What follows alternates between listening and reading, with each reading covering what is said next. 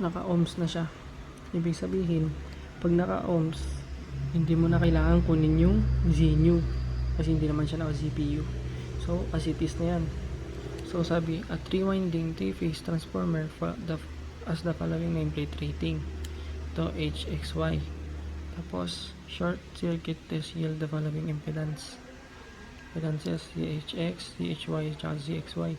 CHX mo, 63.37 ohms at the high side. Pati ito, at the high side. Tapos ito, at the X side, low side. So, sabi kasi, find the equivalent circuit in ohms referred to the high side. So, ibig sabihin, i-refer mo itong mga to sa high side. Since ito, naka-high side na, ito na lang yung i-refer mo sa high side.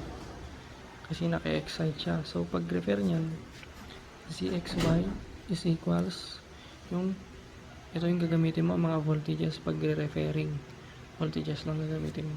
So, yung ZXY, pag-refer mo siya sa high side. So, ito, ZXY is equals 4.41 to 4.41 times saan siya papunta? Ito high side. Papunta siya sa high side. So, ano yung nasa high side? 140 kV.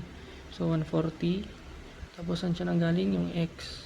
So, yung X, ano yung nasa X? 48 over 48 squared. May squared yan. So, ito yung nakuha mo.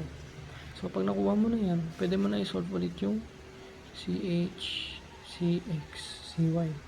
Katulad nung tinuro ko kanina na 1/2 times meron tong H kaya ZHX, meron din tong H kaya plus ZHX, ito walang H kaya minus XY.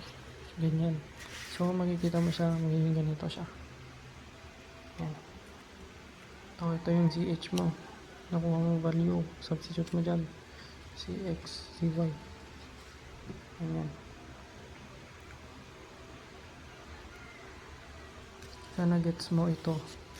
So, next na.